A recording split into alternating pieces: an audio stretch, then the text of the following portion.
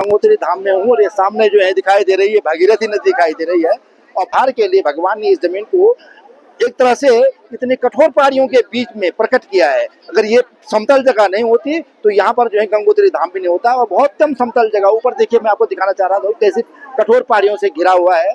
और वो दूसरी तरफ भी आप देखेंगे तो दूसरी तरफ भी देखिए ऊपर बादल छाए हुए हैं, बादलों की वजह से भी दिखाई दे रहा है, लेकिन वहाँ भी कठोर पहाड़ है और कभी दुर्गम जगह है, ऐसी अद्भुत जगह है कि जहाँ पर थोड़ा सा एक जगह यहाँ पर जो है मिली है। यहाँ पे ऐसी चमन यहाँ और है ही नहीं है, सिर्फ यही गंगोत्री धाम की जमीन है। और इस गंगोत्री धाम की जमीन में जो है थोड़ा सा यहाँ पर राजा भगीरथ को तपस्या करने का अवसर मिला और हमारा सबका उद्धार हो गया। इसलिए यहाँ पर गंगा माता प्रकट हुई होगी। भगीरथ जो है वो भगीरथ ही इसलिए है क्योंकि राजा भगीरथ ने, हमने कहानियां सुनी है ना, तो राजा भगीरथ ने यहाँ पे तपस्या की थी अपने पूर्वजों के उद्धार के लिए। उनके पूर्वजों का उद्धार हुआ, हमारे पूर्वजों का उद्धार हुआ है, आज हमारा उद्धार हो रहा है यहाँ पर अब राजा भगीरथ की तपस्या करने की भी एक कथा सुना देता हूँ। कहते हैं कि राजा भगीरथ के पूर्वज थे सगर, और सगर के थे राजा सगर के थे 60,000 पुत्र।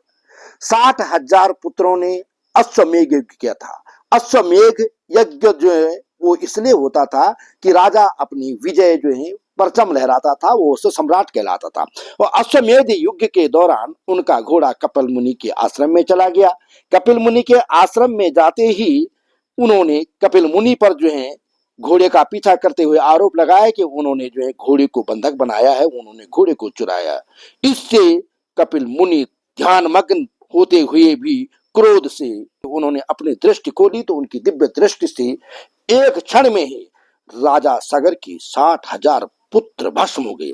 अब उनकी आत्माओं की मोक्ष तभी मिल सकता था जब स्वर्ग से गंगा धरती पर आकर को उनकी अस्थियों को छुए। पवित्र गंगा स्वर्ग से कैसे आए, इसके लिए महाराज भगीरथ ने घोर तपस्या की। उनके कठिन तपस्या से भगवान ब्रह्मा खुश हुए और उन्होंने गंगा जी को पृथ्वी पर छोड़ने के लिए अनुमति प्रदान की। लेकिन गंगा को पृथ्वी पर सिर्फ भगवान शिव ही अपनी जटाओं में समा सकते थे, इसलिए उन्होंने भगवान शिव से प्रार्थना की कि वह गंगा को अपने जटा में लेकर के पृथ्वी पर उतारे। इस तरह से गंगा के जलावतरण होने से सगर के पुत्रों को मोक्ष की प्राप्ति हुई, ऐसा कहा जाता है। आपको ले चलूंगा वहां पे जो है राजा भगीरथ कहते हैं कि वो शिला है, हाँ वो शिला है राजा भगीरथ ने जहाँ पे तपस्या की थी।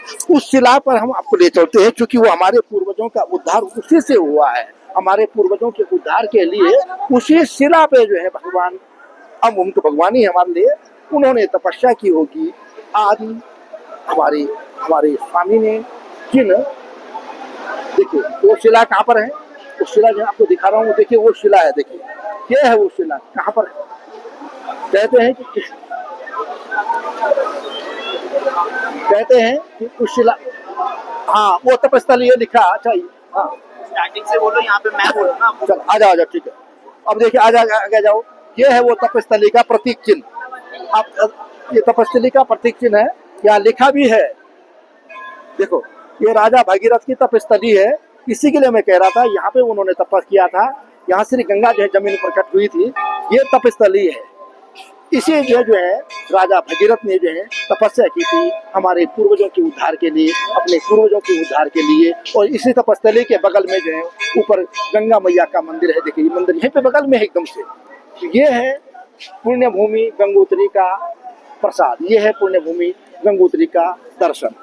भागीरथ शिला गंगोत्री धाम में स्थित है। वो कहते हैं कि इसी पवित्र शिला यानी पत्थर पर बैठकर राजा भगीरथ ने तपस्या की थी और उनके कठोर तपस्या के कारण ही माँ गंगा स्वर्ग से धरती पर अवतरित हुई थी और उन्होंने उनके पूर्वजों का उद्धार किया था और अब हमारा कल्याण कर रही है। यह गंगोत्री धाम में जो गंगा जी का मंदिर है उसकी ठीक निचले हिस्से में यह शिला मौजूद है और उसे आधुनिक रूप से सजाया संवारा गया है। माना जाता है कि यहीं पर राजा भागीरथ ने तपस्या की थी और उनके तप के कारण ही गंगा माता धरती पर अवतरित हुई थी। उन्होंने तपस्या तो यहाँ गंगोत्री में की, लेकिन कहते हैं कि गंगा माता का उद्गम स्थल वह गौमुख में है, जो यहाँ से करीब 20 किलोमीटर दूर गंगोत्री ग्लेशियर की पास है।